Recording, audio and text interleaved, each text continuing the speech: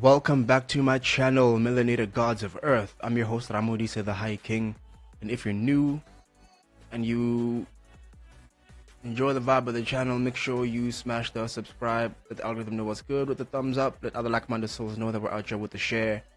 Share everywhere you have the ability to do so, whether it's Facebook, whether it's Reddit, whether it's this, that, or the third. Let other like-minded souls know that our voice and the voice of other channels like mine are out here challenging the Western media narratives and how it relates to the African continent and African peoples on the continents and in the diaspora, as well as other melanated peoples throughout the world who have been through the neo-colonial and imperial process. Subjugation, oppression, segregation, all those atrocities, crimes against humanity. And in recent days, we've been covering specifically the situation in Palestine versus Israel and how the Israeli government has been committing war crimes for the past 75 years since they colonized the place, empowered by Western imperial powers, and how they have been committing atrocities ever since. And finally, when people decided to do an uprising in retaliation to these war crimes because they were brought to a dead end, either they lay down and be taken out, or they rise up and fight. With those who have the power to spin narratives, will paint them as the aggressors, but in reality, government of Israel is the ones who are guilty of war crimes against humanity. Mass unalivement campaigns, and in a blink of an eye, the Western governments supported the government of Israel in the face of retribution. And those who supported them in it woke up one day and found that they had blood on their hands, because that's what the US government does. Now that the US military is on mobilization, everyone is wondering how this event is going to unfold. Western media and their propaganda has led to the unalivement of a young boy, and the fake news and all of those things that have been happening, they're all panicking. They're all in a panic mode.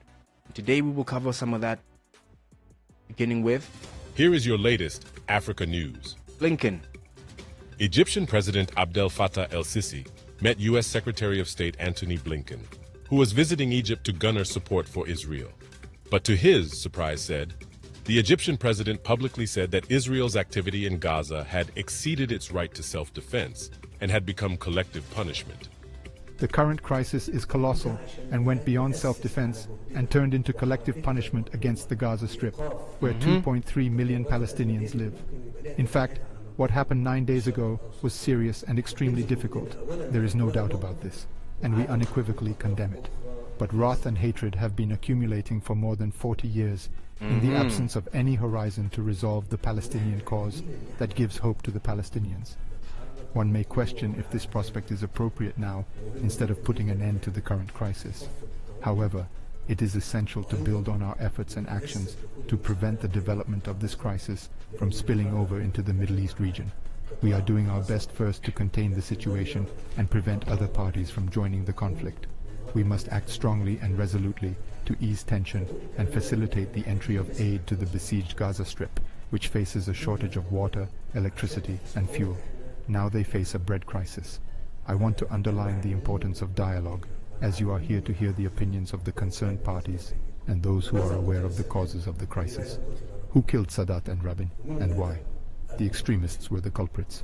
It is important to work together, and I welcome you and your delegation, hoping that our meeting will be a great opportunity and a momentum to reach a solution to the current crisis. Sisi also used his meeting to again publicly correct Blinken in front of live cameras. He said, "You said that you are a Jewish person," Sisi said to Blinken in remarks in front of reporters. "I am an Egyptian person who grew up next to Jews in Egypt. They have never been subjected to any form of oppression or targeting, and it has never happened in our region that Jews were targeted." Don't forget to subscribe and hit the notification. Someone in the comment section said Blinken is an angel of death. That's what he is he not? He heralds the evilness of Mr. Biden. But of course, that's them trying to walk back their immediate support and instant support of the government of Israel just when they were about to commit atrocities against the peoples of Palestine. And now the world is out there watching like, damn, how could you, without even thinking twice, support an apartheid regime and their mass unalivement campaigns against the peoples of Palestine? Now everybody who was there was panicking. And it's been interesting watching people come to terms with the fact that the West or the US government or whoever actually not the good guys in any equation.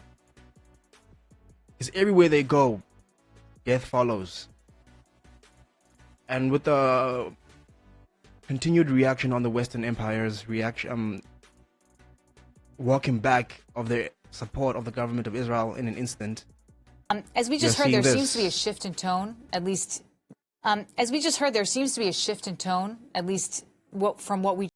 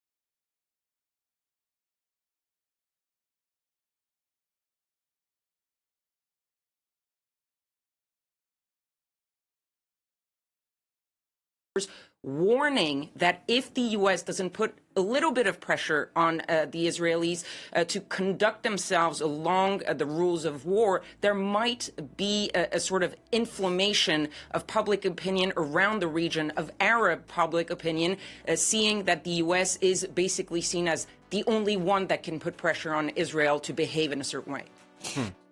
All of them imperial powers. But the United States, presents itself as a mediator in this conflict, right? I mean, Joe Biden he's going to meet both sides. But they supported weapons, they supplied weapons, and now they're standing ready to supply soldiers. And they deployed a warship. So, it's been wild. He's one of the only people that is really from the West that is meeting with, Mahmoud Abbas and with Sisi. And at the same time, it's sending ammunition to Israel, right? So it seems like it's still more on one side than the other.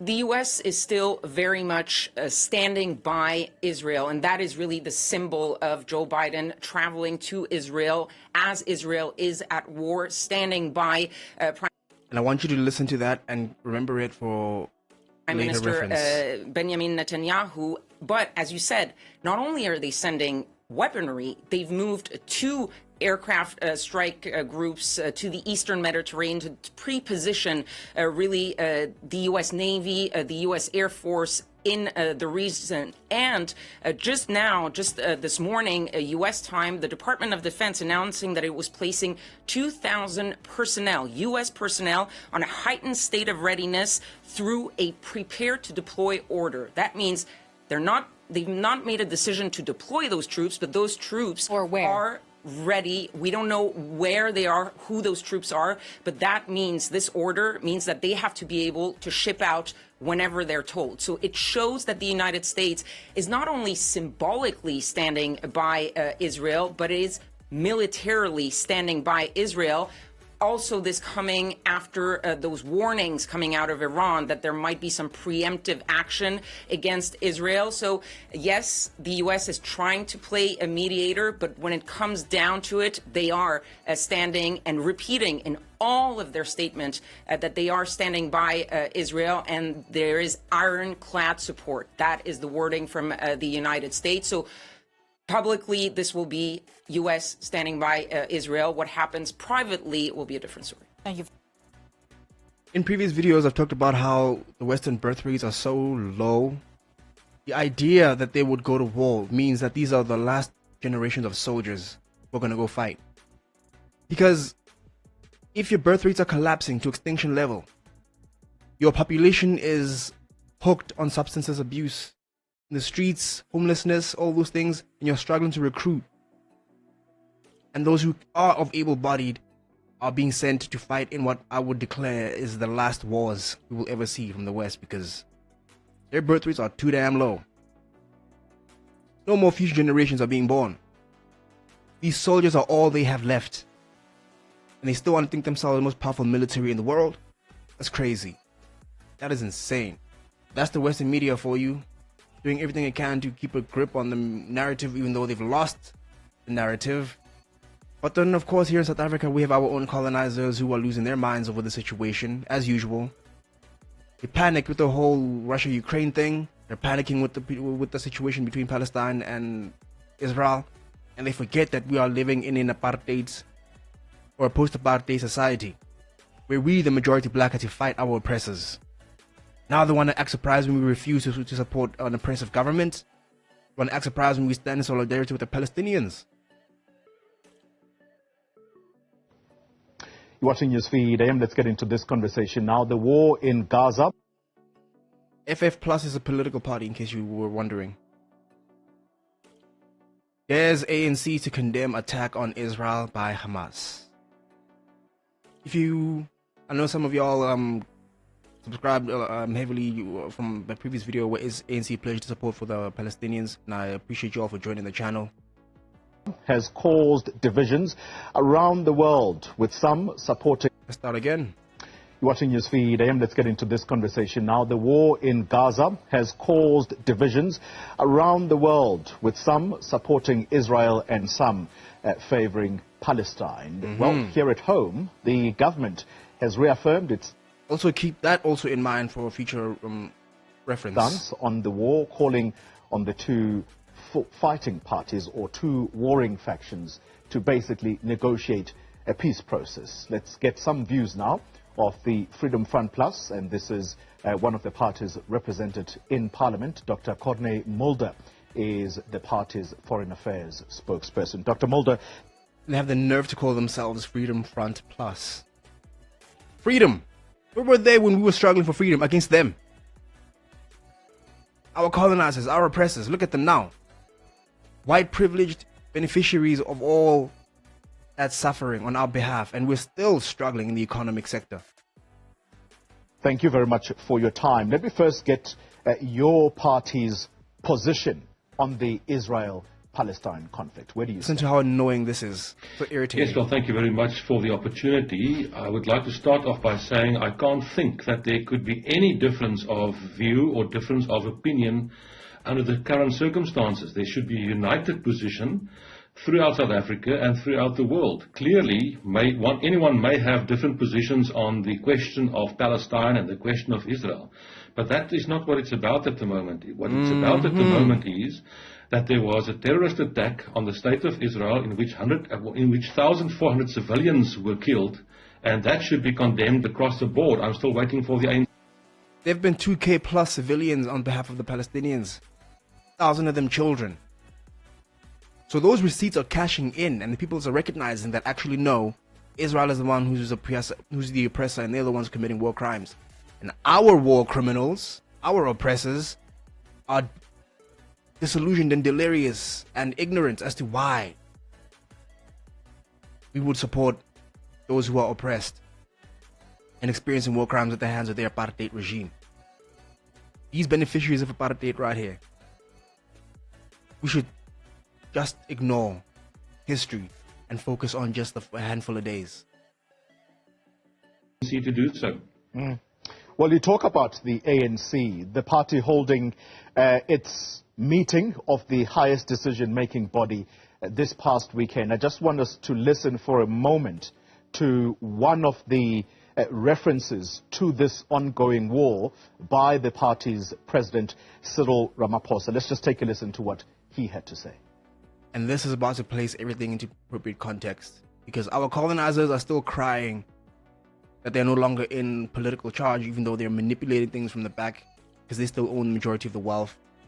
And we should just side with the West when they condemn Russia. We should just side with the West when they condemn peoples of Israel and those who rise in revolution against their oppressive governments.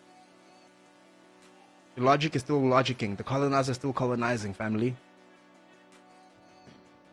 The ANC-NEC has condemned in the strongest terms the brutal killings of civilians by Hamas. The ANC also has been perturbed by the genocidal and atrocious activities of the State of Israel, which are being directed indiscriminately at Palestinian citizens, shutting them off from all forms of livelihood.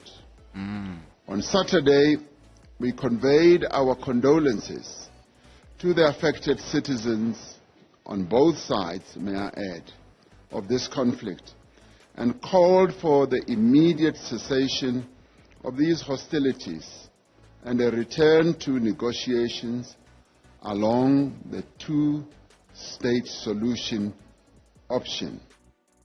Rumor has it even the word ceasefire has been banned from discussion, according to some segments of Western media. So if the word ceasefire has been removed from the equation, and I've said it before, that these peoples are clearly not even hunting Hamas, they're just dropping bombs on everyone.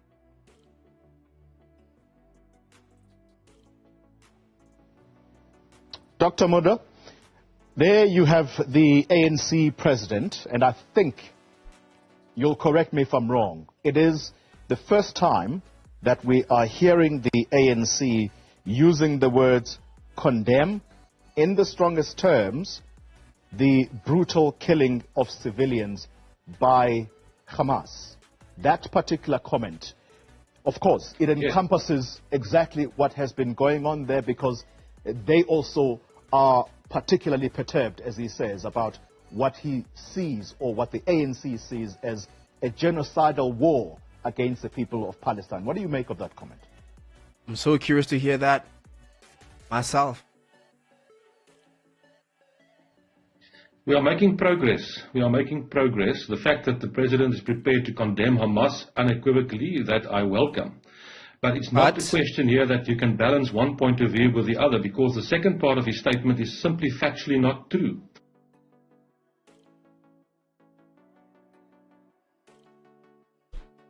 And that's all you need to hear on that. That's the only thing that matters, to let you know where the receipts are concerned. Colonizers don't care. They want you to say what they want, But the moment you present them with a larger collective truth, they want to act all no, no, no. Israel is not just in a genocidal process targeting Gaza. That's absolutely clear, and we can talk about that. The fact that they are asking the civilians to move to the south of the country is to prevent exactly that. But they Forced relocation. And then they bombed those people who were on their way out anyway. opponent who are attacking Israel are making use of hiding behind civilians. And despite of that, Israel is making use of precision laser-guided ammunition to prevent fatalities and to prevent injury as far as possible to civil people in Gaza. So Why is he stuttering? I welcome the fact that the ANC at last found it in their hearts to condemn that indiscriminate terrorist attack. But then again, the ANC goes a little bit later and they are proudly standing around with all their little Hamas and Palestinian flags and supporting that. And then the ridiculous part, then the ANC... Ridiculous, as he says. So they're ignorant of the plight of the Palestinians, ignorant of the 75 years of occupation, ignorant of the atrocities committed in those times, ignorant of all those things. Wholeheartedly, one way or another, in support of an apartheid regime and its war crimes. These people who are upset that they lost, that apartheid is over. That's the only thing that matters in these equations, family. They don't care. They don't care. They just want to be happy colonizers with no one resisting against them. Says the government is ready to mediate. Nobody is taking the ANC government seriously, and I can assure them, surely Israel will never ask them to come and mediate. Their stance is quite clear. They are absolutely in support of Palestine, and they're not in support of finding a peaceful solution at all. No, not at all. Dr. Mulder, I'm going to challenge you a little bit here. You're welcome. When you say that what is being done by Israel on the people of Palestine is not genocidal, does the prevention of water, electricity, food, does that not amount to war crimes? A government that wants to completely wipe out a particular... Starve the people, dehydrate the people. When you tell the people to go this direction, you blow up that direction.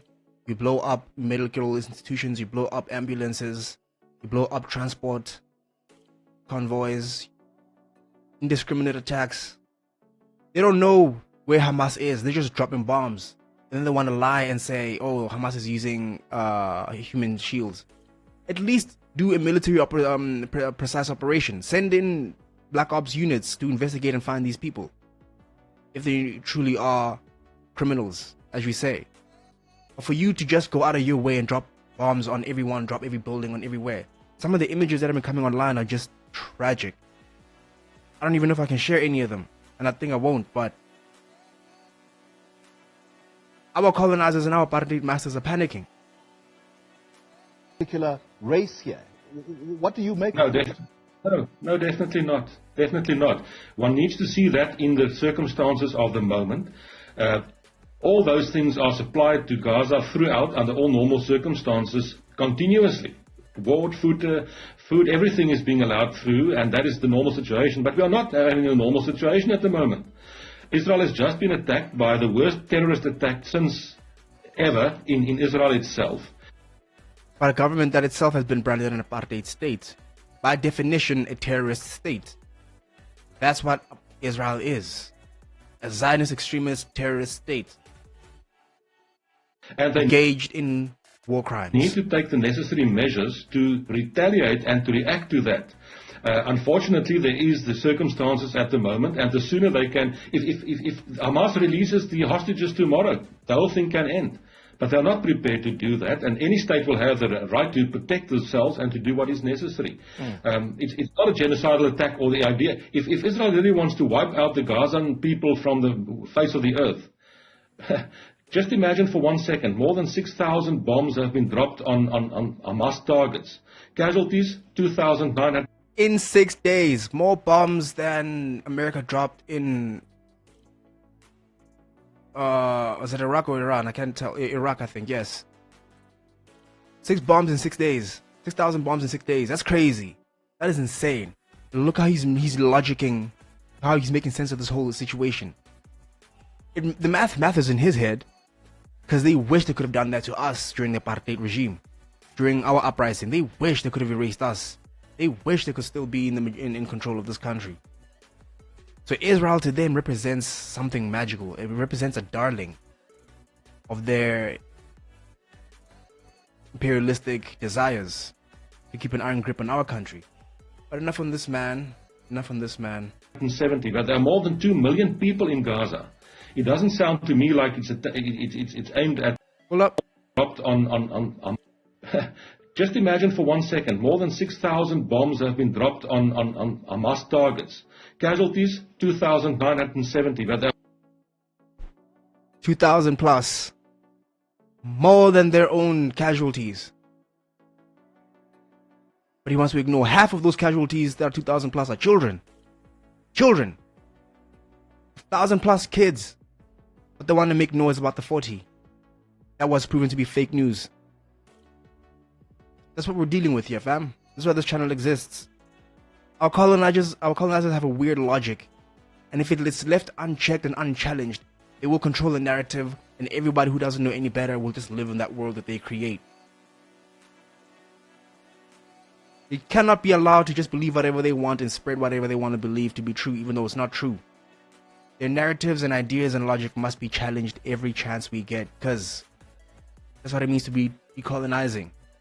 Not just physically, but mentally. Emancipate ourselves from mental slavery. more than 2 million people in Gaza. It doesn't sound to me like it's aimed at the civilian population. And those millions were told to leave in 24 hours, which the UN itself claimed was impossible and therefore tantamount to a war crime.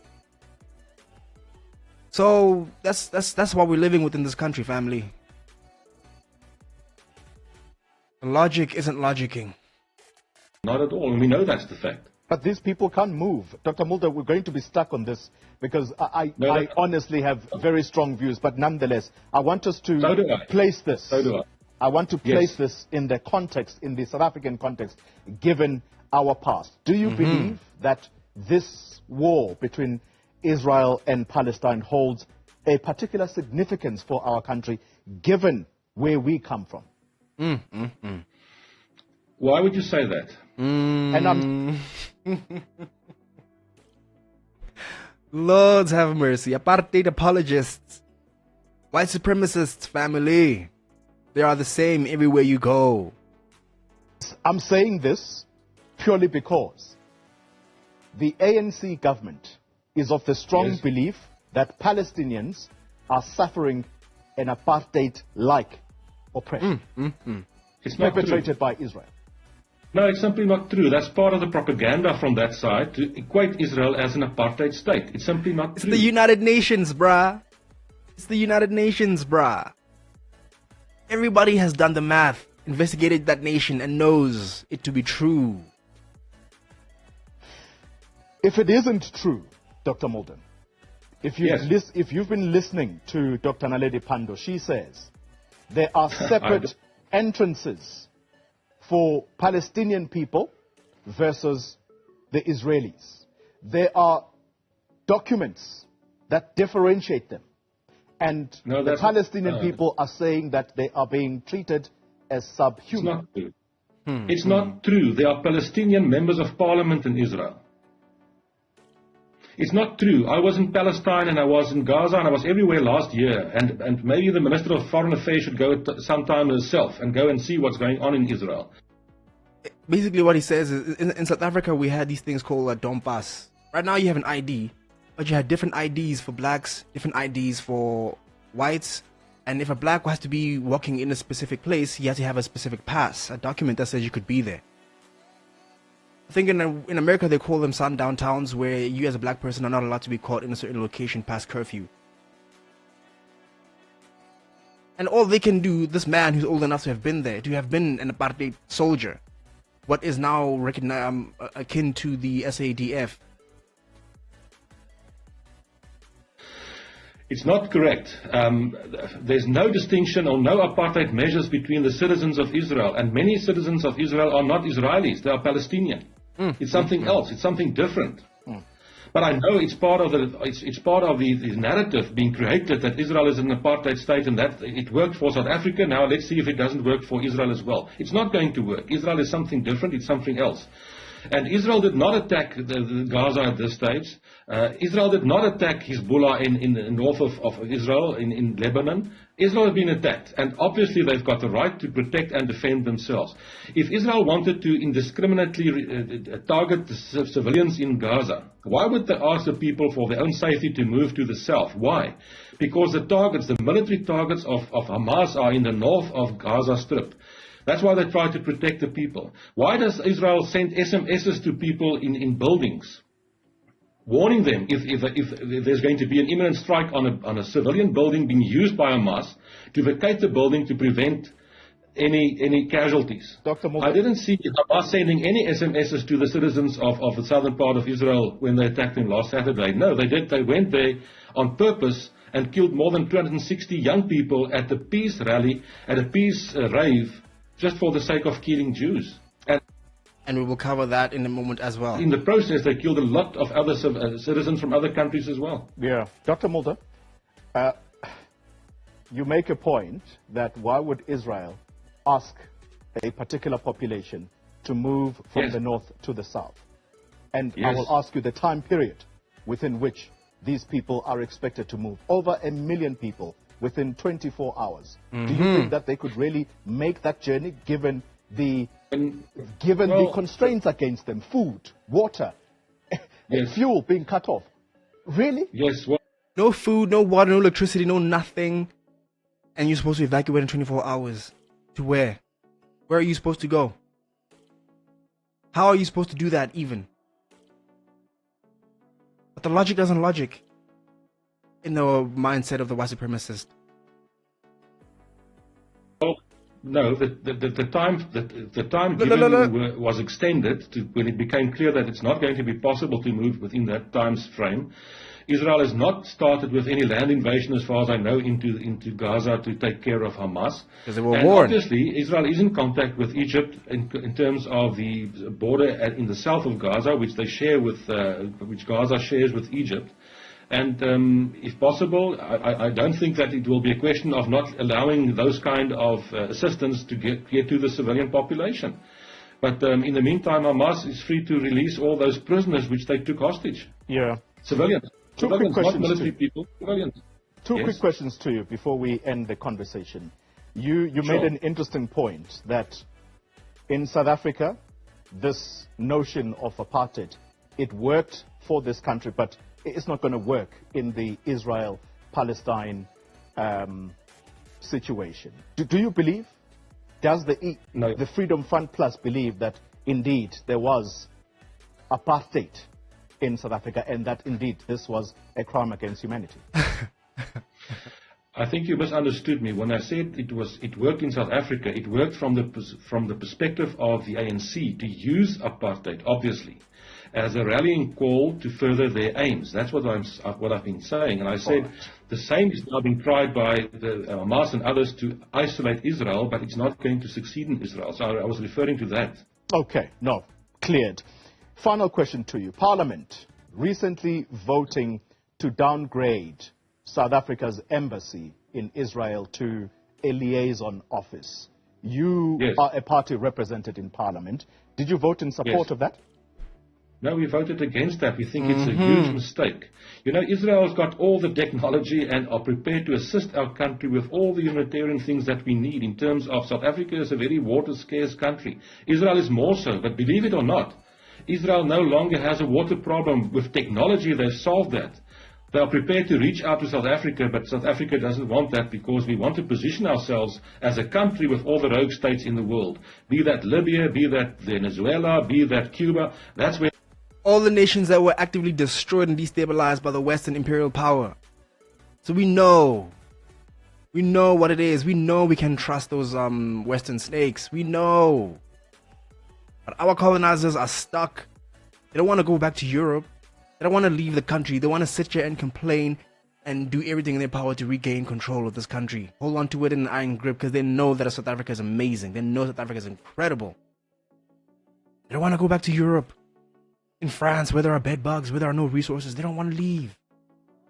They want to sit here and make noise. Keep colonizing.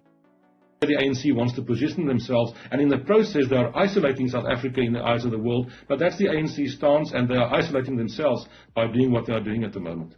Dr. Conor Mulder. Colonize gonna colonize, family. If you enjoy the channel so far and you appreciate the vibe, make sure you hit the subscribe. Smash the thumbs up, let the algorithm know what's good. Royal Bloodline. Now I'd like to share a couple of clips pertaining to the situation as it unfolds. Beginning with the consequences of Western media powers. Number one, in their efforts to dehumanize peoples know better than most what it means to have our image tarnished in the eyes of the world, to have our humanity completely erased, and the whole world convinced of anti-blackness. And when no one thinks of us as human or worth it, does the enemy commit atrocities against us. What we are seeing happen in real time is a media propaganda machine do everything it can to paint another people as less than human, to convince the world that they are not worth it, that they deserve what's happening to them. No one deserves genocide. No one deserves to have entire family bloodlines erased. Propaganda machines are now causing a 6-year-old little boy to be unalived by white supremacists. Joseph Who are we M. paying for that? Kuzba. Palestine? The people who have been invaded and colonized for 75 years? Who have had atrocities committed against them for that long? Aided and abetted by Western media propaganda and Western governments? This is why Free Palestine.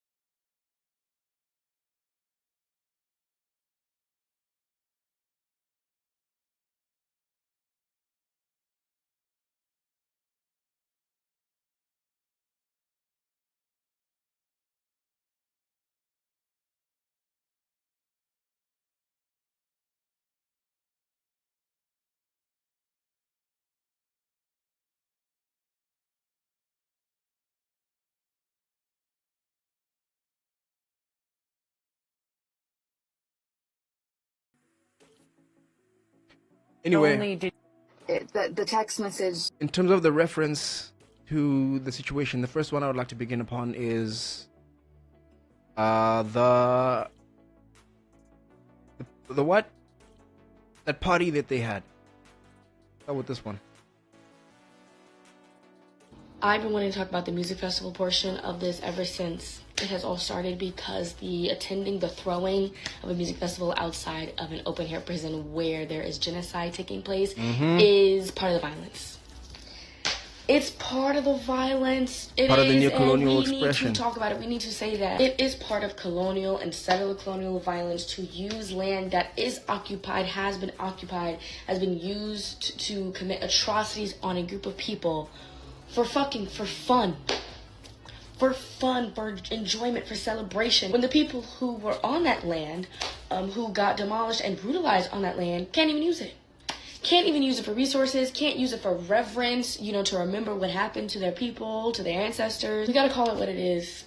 We got to call it what it is. It supports the oppressors. It supports settler colonialism. It supports colonialism. And I really think it's important for Americans to get hip to seeing what that is and calling what it is, because it's the same settler colonial mindset that has y'all thinking you can still go to Hawaii when Native Hawaiians are telling you that our presence there is not helping them. It's the same colonial, settler colonial mindset that has white people thinking that they can go to plantations where our ancestors were enslaved, murdered, brutalized, raped, and have weddings and celebrations there. It's the same settler colonial mindset that has people thinking they can spend thousands of dollars to burn a man made out of trash in the middle of the desert on Native land, Native American land. It stems from the same thing. It stems from the same mindset of, this land that myself or other people have used to oppress people, to murder people, to displace people. Yeah, I can use that land for whatever I find necessary and useful for myself. And sometimes that use is simply just enjoyment and just being able to exist on that land in a way that the people that should be able to exist on the land cannot. Though we might all be active oppressors, especially those of us who are marginalized ourselves, we do not have to actively do things that support that oppression, that support that type of colonialism, that type of settler colonialism. So as you're sitting here standing with Palestine, as you should be, right? Absolutely. Maybe cancel that ticket to Hawaii. Maybe don't plan that vacation. Next time you want to visit a plantation, have some reverence. Be ready to mourn and acknowledge the atrocities that happened there. All right, matter of fact, maybe even bring an offering, bring some flowers. And if you are descendants of people who were enslaving these people on this land, be ready to say sorry there. Say sorry. Don't let cognitive dissonance have you out here looking like a fool, staying on the right side of history for what's happening over there, right? But then over here, you a little faulty. I've been wanting to talk about... So you invade a land, you brutalize the people, and once you have caused forced displacement, what do? You want to develop the land into something amazing for your own people. You want to throw parties. In an apartheid state, you wanted to throw music festivals. I'm not saying what happened to those people there was justifiable or what have you. But the reality is, it was an apartheid, crime against humanity, engaged in genocidal campaigns. And they want to throw parties right next to an open air prison system. That's crazy. That is insanity to me. And to continue more on the logic of some of the weird things that are coming out of there. This was years ago, 1975. Who was this man? The money of the innocent United States of American people, it is being taken to arm the Israeli in order to murder the Arabs. And you cannot keep the Palestinians, who are the owner of the lands, to be in the tent for more than 30 years. They have been already 26 years with the children. On top of this, they are being bombed every day. They are being murdered, slaughtered by bombs, by phantom, and while they don't have airplane. They are poor. They don't have a tractor to make them to grow more food for their family. They are being assisted by the refugees. And we don't want this state. Today, in most modern world, we wanted to see that instead of buying phantom jets, and even the reason why today I could read the paper yesterday that this New York City, I think the governor went to the president of the United States because there is a bankrupt in the New York, and because the money of the innocent United States of American people, it is being taken to arm the Israeli in order to murder the Arabs. And we don't want this. We want a development. We want to grow more food. We don't want to buy more ammunition and a bomb and kill innocent. The United Nations is here because of the peace, not because of killing or fighting. Because you know that we have the law, and this is the United Nations. When the resolution is passed that you should withdraw from Arab-occupied territory, I think the resolution, I remember, is 242, but they refused completely. And what the power has the United Nations? Are we trusting United Nations organization or not? And even according to the history, there is no such a state of Israel existed until 1947. There is no state of Israel. Receipts upon receipts upon receipts upon receipts. And we're going to cover that in a second, because it turns out that Israel was almost in Africa. This invented state occupied by people who claim to be the peoples of God, the chosen peoples, was always in Africa. Now we'll share that in a minute. We don't want war in Middle East. We don't want even Israelis, Jews, to be killed in the Middle East. We want peace. We want peace in Jerusalem, as I said yesterday, because the Christian, the Jews, the Muslim can live together in harmony. We don't want to see Israel dying, even during the October War. I was the first, I think, leader went to front line to Syria, and I saw myself, and I met, even talk with the prisoners of war. Some of them, phantom pilots, were captured, some in hospital. And I talked to them, and even they told me they were forced to go. They were chained in the Phantom to go and bomb Syria and Sinai in Arab country. They did not want it to go. And even the chain which they were chained in the airplane, I saw it with even locked. And therefore, they had no even morale of fighting. And I'm sure that Sweden has been at this. That is why the Israelis were defeated, because most of the pilots did not want to fight. And then how can we stop this fighting, killing in the Middle East? We don't want this to happen again. And I think it is a responsibility of the Israeli government to change their mind, to stop fighting, to withdraw from occupied territory. But if Israel wants peace, Israel must withdraw from Arab territory. You are sure that in 1967... And I repeat, it matters, this whole story matters because it almost became an African situation. And we'll share those receipts in a minute. They captured the whole Sinai. They captured the part of the Jordan. They captured most of the part of the Golan Heights. The resolution was passed here that peacefully Israel must obey that order to withdraw from all Arab territory. And this was passed by the whole United Nations member states. They refused. What can the Arab do now? On top of this, there has been bombing every day. We don't want war. We don't want destruction of Israel, but we want peace in the Middle East. But if they don't want peace, what can we do? You do. If at all I wanted to beat you with the stick, your duty is to defend yourself. Therefore, the Arab are to defend, and also they are to gain their territory by all means, peaceful means or by fighting, because the territory was taken from them by the force of arms. Idi Amin. Okay, President Idi Amin. And to further expand on that, this is what I was talking about. Hold on.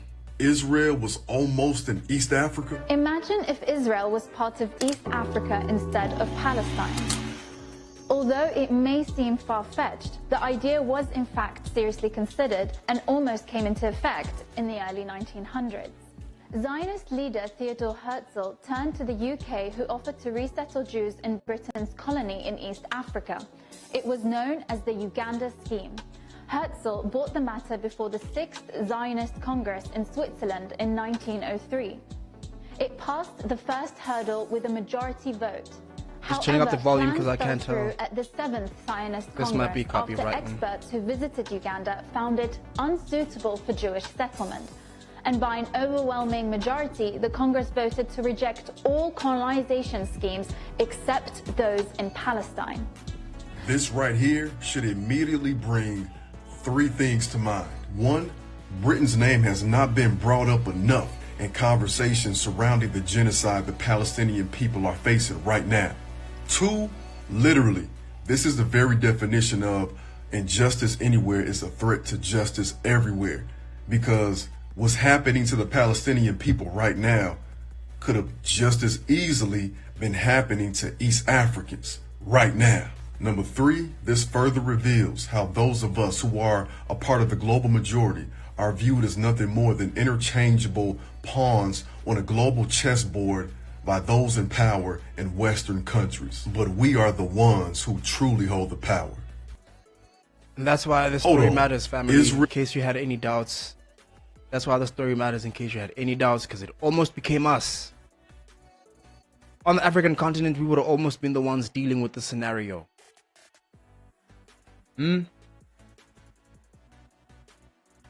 Let's keep going. Let's keep going. Receipts. In Israel, that is stolen and continues to kill and oppress the people of Palestine. So we're not downsizing. We're going to withdraw our embassy from Israel, and we're going to chase away the Israeli embassy in South Africa.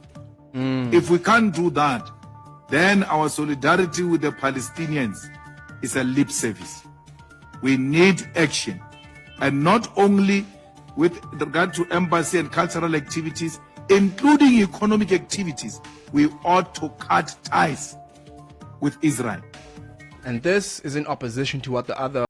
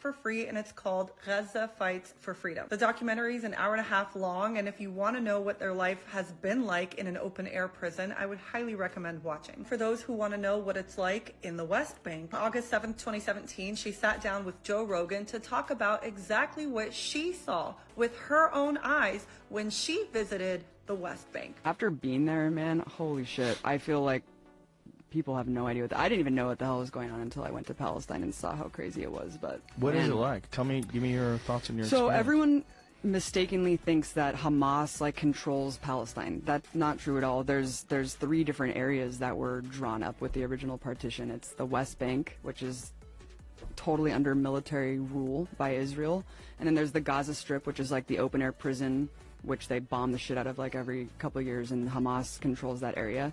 And then there's Jerusalem, which is an international city center that both Arabs and Jews live in. But the West Bank has been occupied militarily since 1967, and it's complete martial law. There's checkpoints. All political parties are illegal. You can't. Having a gun is like the least of it. You can't hold a flag. You can't belong to a political party. You literally can't do shit if you're a Palestinian. You just have to sit there and submit. And even if you share a photo of someone who was like killed by an Israeli soldier, you go to jail, and you go to jail for the amount of like months that. What? Yeah, based on the shares and likes of the photo, they'll penalize you more and put you in prison for longer and longer. I mean, I'll just tell you one story. If you put a photo on social media, like you put of someone on who Facebook, died, and they'll be like, "You're sharing a martyr and inciting people to like commit suicide, like on behalf of Palestinians." But anyway, I don't want to share too long of that clip. I'm trying to not make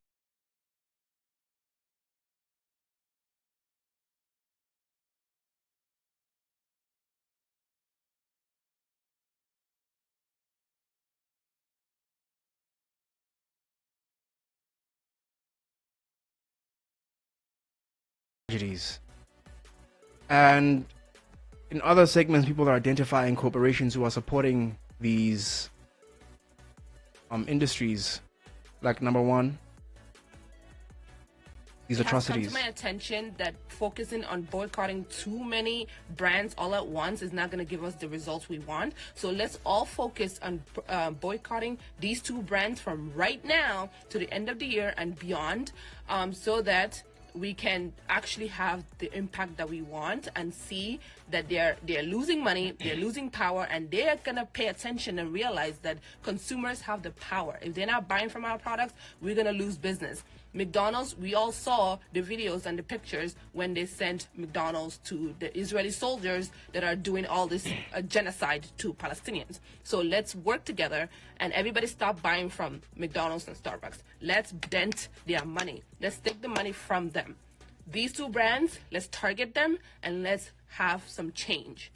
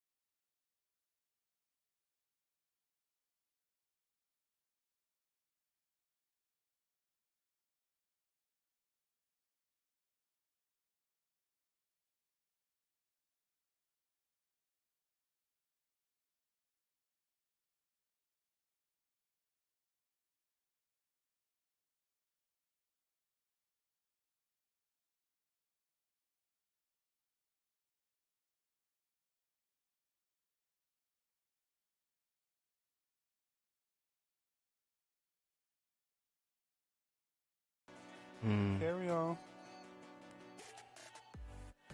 It was mutual, man. In order for things to change, you have to be true. But in terms of the McDonald's and corporations to boycott in support of the genocide. So I saw this story come up, and it's basically McDonald's donates thousands of free meals to Israeli occupation forces, and someone has written here, boycott McDonald's. So I thought I would do a bit of research into that. A quick cursory search has brought up with some business journals that McDonald's is indeed facing a boycott from people who obviously supporting Palestine and their struggle because they've had their food and essentials cut off, their water, their food, their electricity.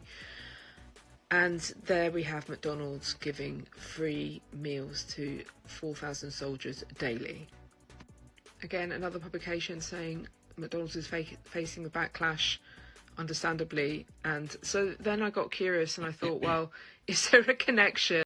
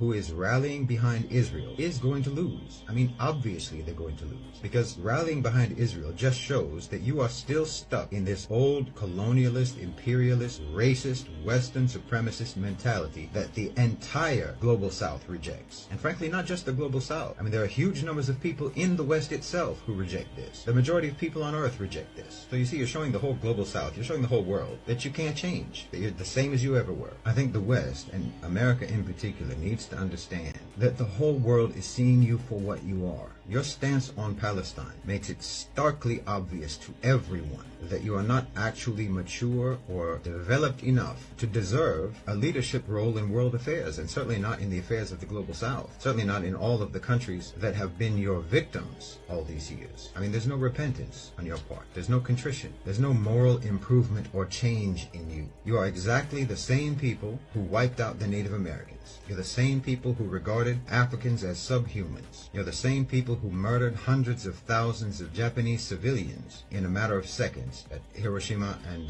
Nagasaki. You're the same people who dropped napalm on civilian villages in Vietnam. I mean, on and on. Nothing changes. And nothing exposes this today more than your stance on Palestine. Nothing demonstrates that you have not changed or developed in centuries more than your shameless support for Israel. And believe me, you're alienating the whole planet by this. When you back colonialist, Zionist violence against the Palestinians, everyone sees it as emblematic of your whole attitude to the non-Western world, to the non-white world. Everyone in the global South identifies with the Palestinians. Everyone in the Muslim world identifies with the Palestinians. When you declare your support for total war against the Palestinians, when you declare your support for a psychopath like Netanyahu calling for basically a final solution against the Palestinians, well, everyone in the global South gets the message. You are deranged, immoral, barbaric, bloodthirsty, racist savages. And all your talk about human rights and the rule of law and all of that is all just hideous hypocrisy. You don't mean any of it, and you never did.